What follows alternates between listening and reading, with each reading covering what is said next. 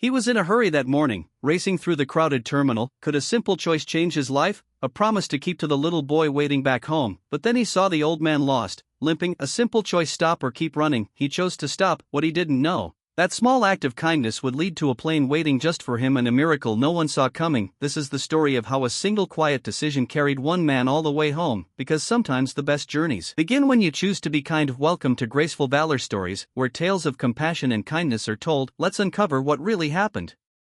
The morning air at Phoenix Sky Harbor International Airport tasted like burnt coffee and jet fuel. It was early October and the sun had just begun to rise over the desert city, painting the sky in streaks of amber and dusty rose. The terminal buzzed with restless energy, travelers hustling to their gates, pilots in sharp uniforms weaving through the crowd, and the endless drone of announcements over the intercom: gate changes, delays, final boarding calls. Jason Miller moved through it all with purpose. His boots scuffed the polished floor as he walked quickly, weaving around families with strollers and tourists, dragging heavy bags. At 38, Jason carried the solid build of a man who worked with his hands and knew the weight of other people's lives. His uniform, well, not today. Today, he wore jeans and a plain navy jacket, but his posture spoke of the firefighter he was in. Flagstaff, always alert, always a little faster than the crowd. He checked the time on his phone again, 7:12 a.m. His flight back to Flagstaff was at 7:45, cutting it close, but he learned to work with tight windows. Years of racing against the clock at fire scenes taught him that he could still hear his son's voice in his head from the night before. Promise me you'll be there,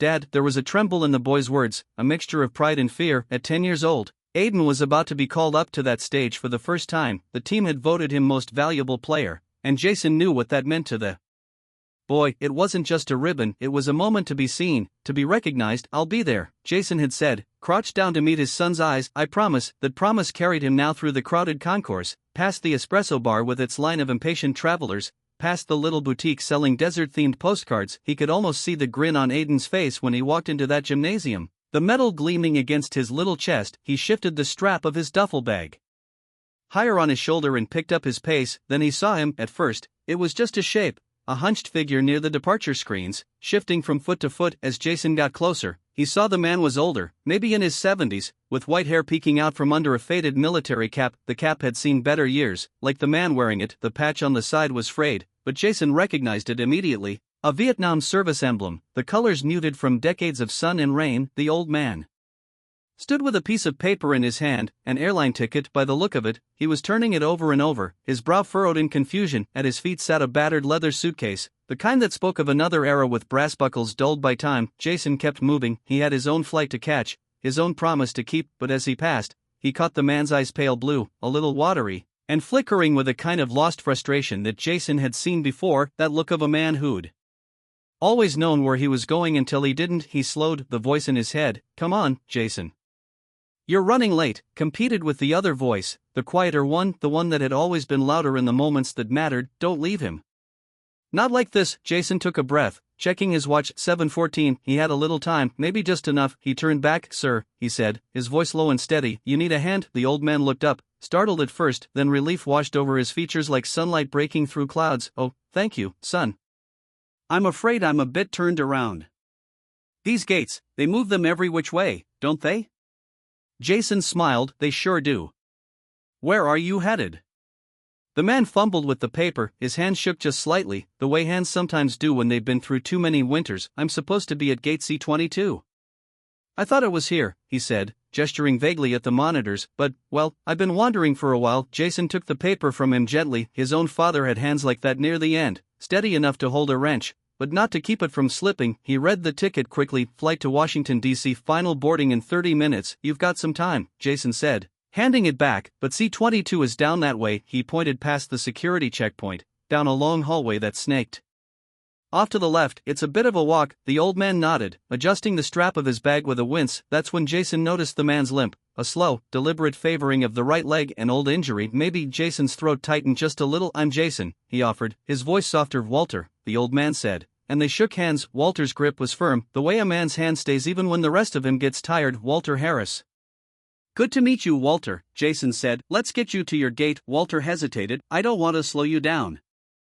You look like you got somewhere to be. Jason paused. He thought about Aiden, about the promise, then he looked at Walter, at the way the man's shoulders were set, square and proud. Even as his eyes darted around the busy terminal, Jason imagined him decades ago in uniform, standing just as straight in some jungle thousands of miles from here. Don't worry about me, Jason said quietly, we'll get you there. They started walking, Jason matching his pace to Walter's careful steps. The hallway was crowded, travelers pulling rolling suitcases, kids on shoulders, a couple arguing quietly over which terminal to go to. Jason guided Walter to the edge of the flow, letting him rest a hand lightly on his arm as they moved. Walter was quiet at first, his breathing measured but a little labored. Jason let him set the rhythm. He could feel the minutes ticking by in his gut, but he didn't rush. After a few yards, Walter spoke again. You're a kind man, Jason. Most folks these days, they've got their own lives to mind. Jason shrugged. I'm a firefighter.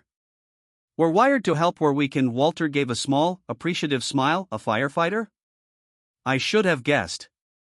That way you watch everything like you're always making sure it's safe. Jason let out a soft chuckle. I guess old habits don't die easy. Walter's steps slowed for a moment, and Jason stopped with him. The older man took a deep breath. You know, I don't usually ask for help, he said. Always figured if I can stand on my own 2 feet, I will. Jason nodded, understanding more than he said. We all need a hand sometimes. Walter looked at him, eyes bright beneath the brim of his cap. You're right about that. They started walking again. Jason noticed the way Walter's hand stayed close to his arm, like he didn't want to lean too much, but also didn't want to let go. They reached a set of moving walkways and Jason guided Walter onto the belt carefully. The old man looked around at the sea of people rushing past them, a soft wonder in his gaze. I fought in Vietnam, he said almost offhand. 50 years ago, seems like another lifetime now. Could this veteran's journey inspire a miracle? Jason swallowed, feeling a twinge in his chest. My grandfather was over there, too. He said he didn't talk much about it, but he had this way like he was always half here, half somewhere else. Walter nodded slowly. That's the truth of it.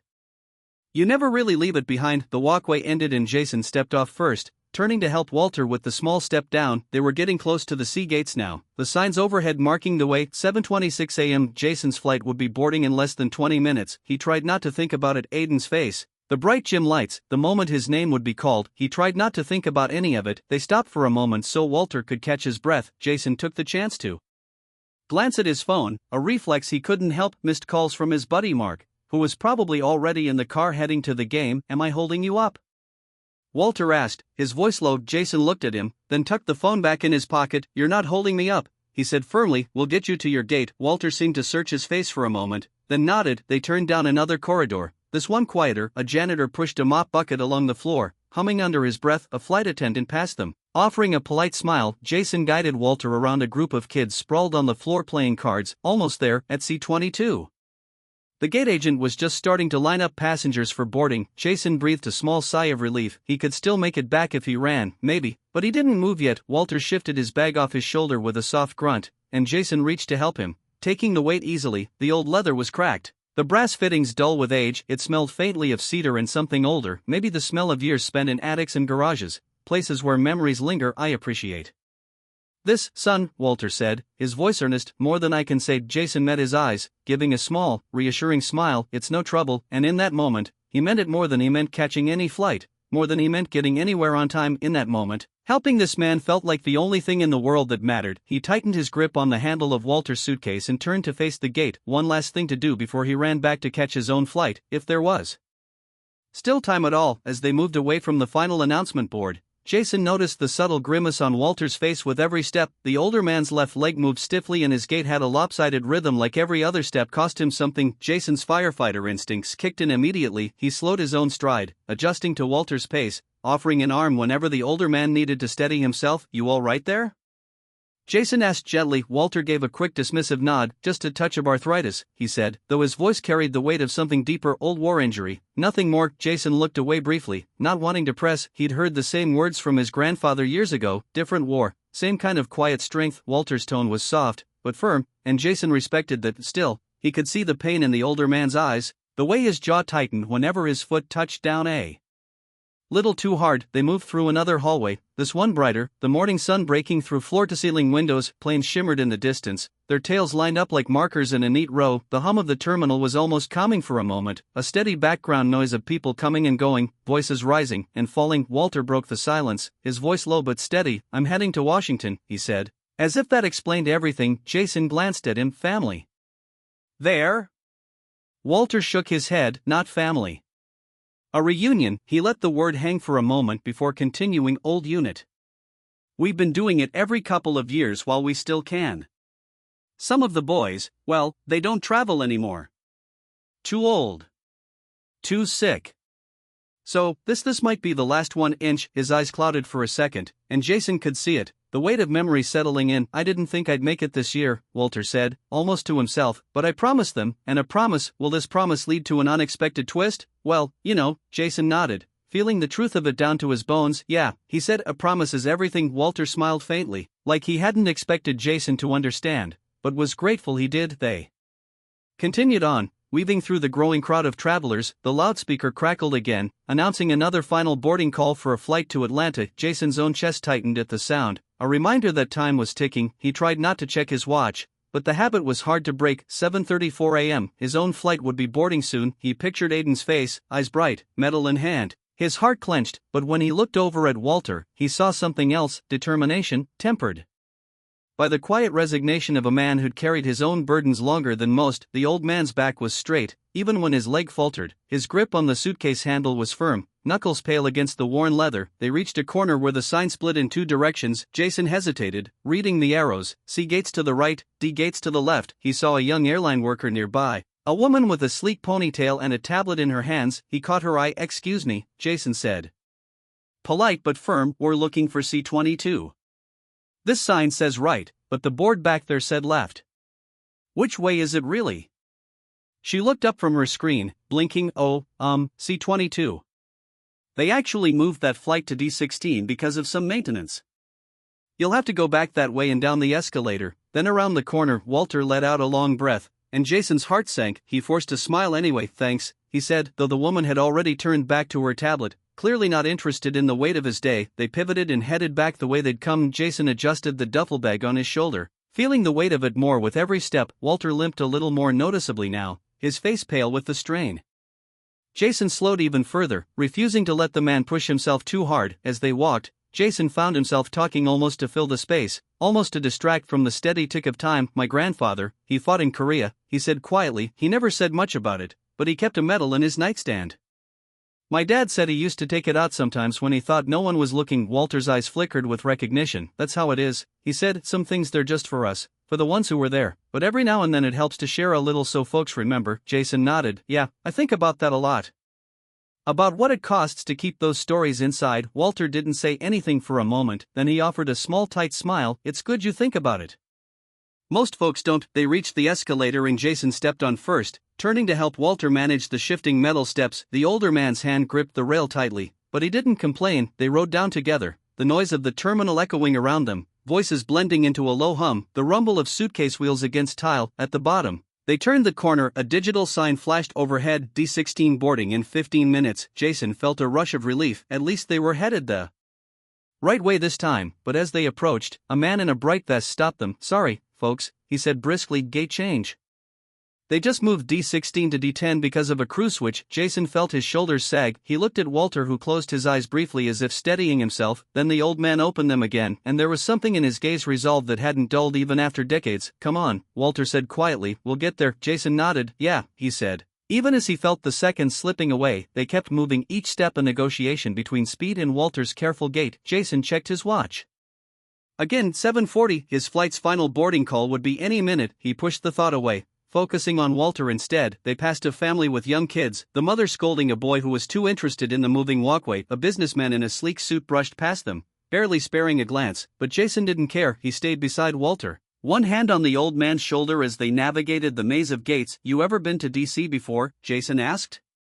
More to keep Walter's mind off his leg than anything else. Walter's eyes crinkled a little. A few times, he said, mostly when I was younger. The last time must have been 20 years back. A friend of mine got a medal from the president. I went to stand with him. He said it meant the world that someone who'd been there would be there, too. Jason felt a warmth in his chest at that. I bet it did. Walter nodded, his breath hitching just slightly. We never forget who stood beside us. That's the real honor.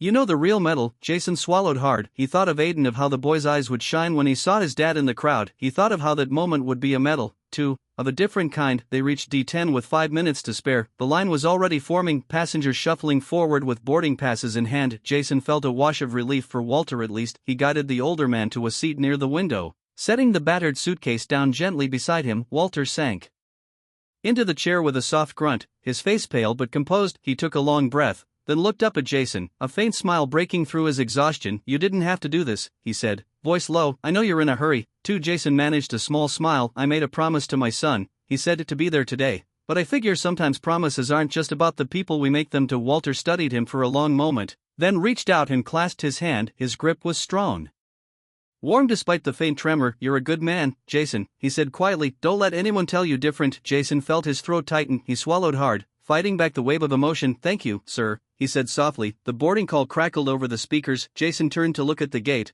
then back at Walter. "I'll wait with you until you board," he said. Walter nodded, a quiet gratitude in his eyes. "Thank you," he said again, his voice almost a whisper. The line shuffled forward, and Jason stood beside Walter, feeling the seconds slip away. He knew he'd missed his own flight already, but he didn't regret it, not one bit. When the line thinned out, a flight attendant approached, her eyes kind behind her polished smile. "Sir," she said to Walter, "we're ready to board you now." Walter stood slowly, leaning on Jason's arm for balance. He picked up the suitcase with a soft grunt, but Jason took it from him before he could protest. "I've got it," Jason said, and Walter didn't argue. They moved forward together, past the line of passengers, and Jason helped Walter steady himself at the threshold of the jet bridge. The attendant reached out to take Walter's arm, but he shook his head, leaning on Jason instead. "Thank you," he said one last time as they paused at the doorway, "for not walking away." Jason looked at him, his own voice rough with emotion. "Thank you for everything you've done," he said, "for all of us." Walter's eyes shone for a moment, just a glimmer, and then he turned and stepped through the door, his head held high. Jason watched him go, the battered suitcase bouncing gently against the older man's leg as he walked. The door closed behind him, and Jason stood there for a long moment, feeling the weight of the morning settle into his bones. He checked his watch one last time, 7:55 a.m. His flight was long gone, but in that moment, he didn't care. He turned from the gate, taking a slow breath. He'd have to figure out a new plan, find a later flight if there was one. But first, he stood there in the quiet that followed Walter's departure, letting the weight of it all sink in. He hadn't saved the world, he hadn't put out a fire or rescued a child, but he had done something that felt just as important. He had stood beside someone who needed him, even if only for a few minutes in the middle of a busy airport, and somehow that felt like enough. Jason watched as the last few passengers filed through the boarding door. The line had vanished, leaving only the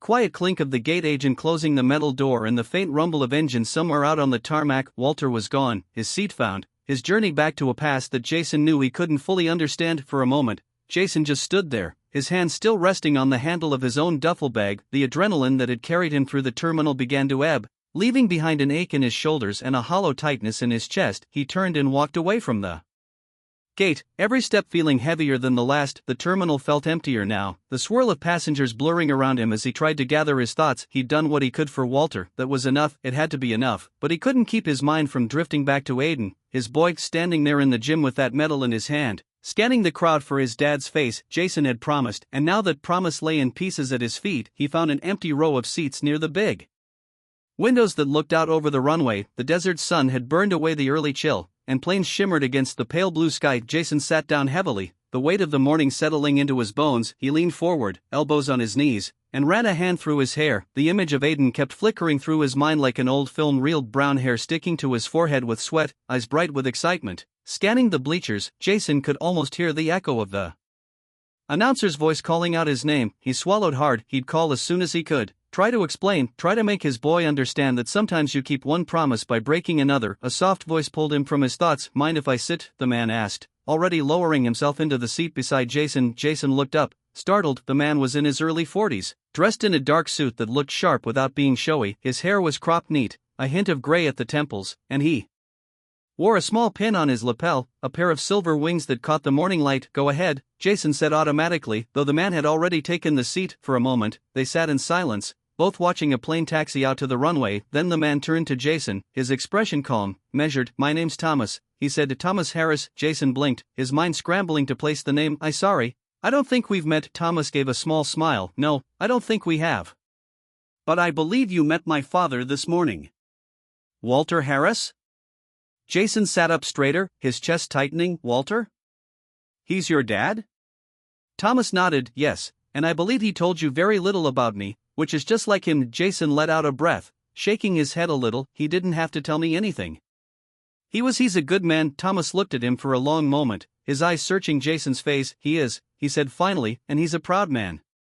Maybe the proudest man I've ever known. So proud, in fact, that he's never once asked me for anything. Not for help, not for a favor. Not even a ride when he knew I could give him 1 inch. He paused, his fingers drumming lightly on the armrest. But today he called me just once right after you walked him to the gate. He told me what you did for him, how you stopped, how you didn't have to, but you did anyway. Jason shifted in his seat, the words settling into his chest like a weight he hadn't expected. It wasn't a big deal, he said quietly. Anyone would have done the same. Thomas gave a small, almost sad smile. No, he said, his voice soft, not anyone. My father's been invisible in this world for a long time. People see the uniform cap, they see the limp, and they look away. But you didn't. Jason felt a flush rise to his cheeks. It was just the right thing to do. Thomas tilted his head, studying him for a moment, then he reached into the inside pocket of his suit and pulled out a slim phone. He thumbed the screen for a moment, then looked back up. My father said to me, Thomas, I've spent my life standing on my own 2 feet. I've never asked you for anything because I wanted to prove I could make it without help. Thomas's voice softened, and Jason heard the faint tremor in it. But today, he said, I want you to help that young man, not because he asked, but because he did something right when it mattered most. Jason looked away, the words hitting him harder than he wanted to admit. He thought of Walter's quiet dignity, the way he had spoken about never asking for help, and now this. Thomas slipped the phone back into his pocket. He told me he didn't want to owe anyone, but he also said, kindness deserves to be seen. It deserves to be answered. Jason swallowed hard. I didn't do it to be seen, he said quietly. I know, Thomas said. That's exactly why he wants me to help you. They sat in silence for a moment. Jason could hear the distant roar of a plane taking off, the hum of voices around them, the quiet echo of his own thoughts. Finally, Thomas spoke again, his voice low and certain. I know you missed your flight.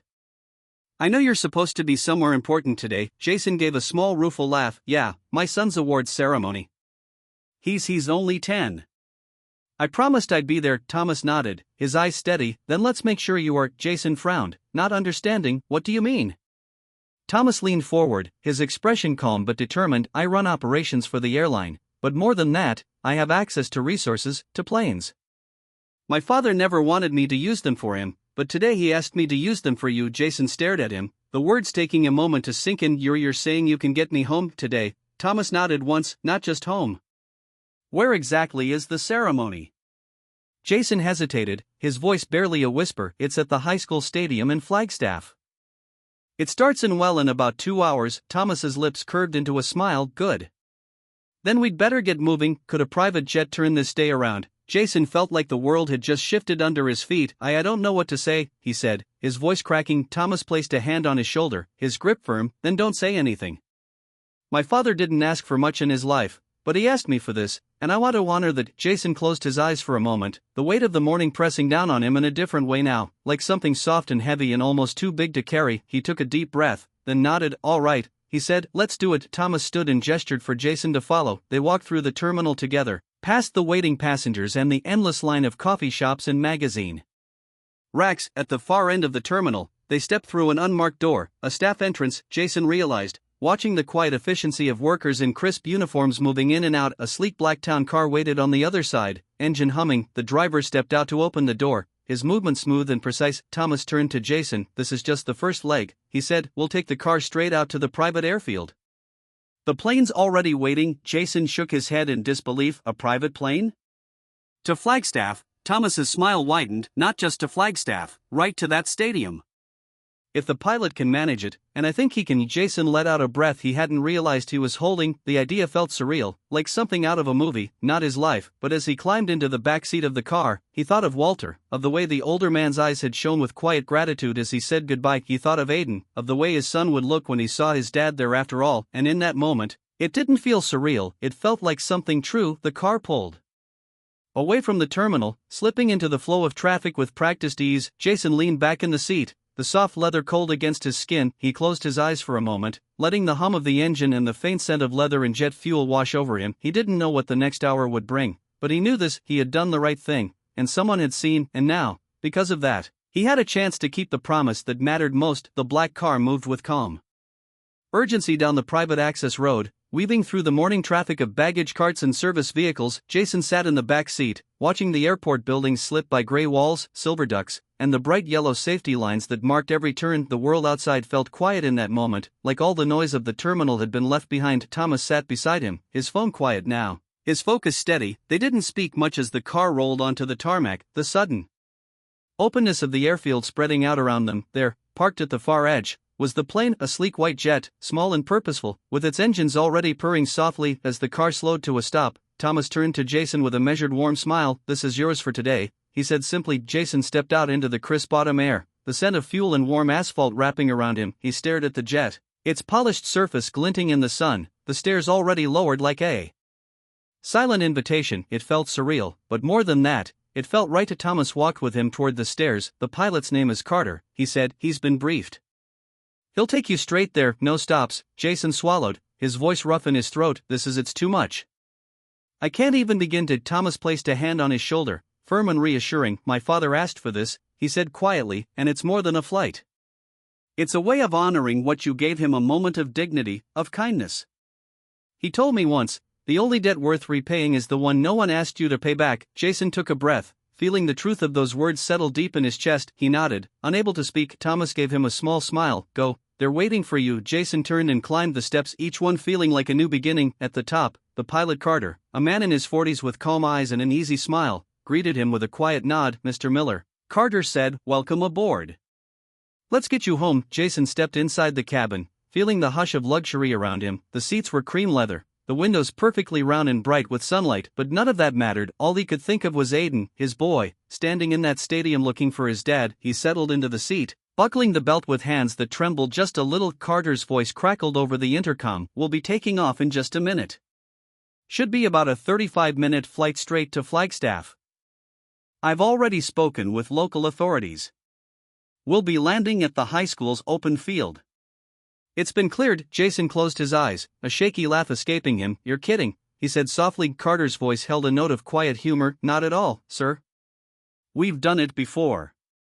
You just sit back and let me handle the rest." The engines rose to a low growl as the plane turned toward the runway. Jason looked out the window as the desert swept past tan earth, the distant mountains, the shimmer of heat. Even in October, he felt the wheels lift, the slight lurch of takeoff, and then the sky opened up around him. He thought of Walter, then of the old man's steady eyes and the way he'd said, "Don't let anyone tell you different." Jason carried that with him now, like a medal pinned to his chest. The flight was smooth and quick, the horizon a steady line of dusty blue and pale clouds. Jason barely noticed the time passing, his mind already miles ahead, picturing the small stadium in Flagstaff, the bleachers filled with families, the bright green field where Aiden would stand with his team. He pictured the way the boy's face would light up because his dad was there, just like he promised. As the plane began its gentle descent, Carter's voice came again. "We're approaching Flagstaff now.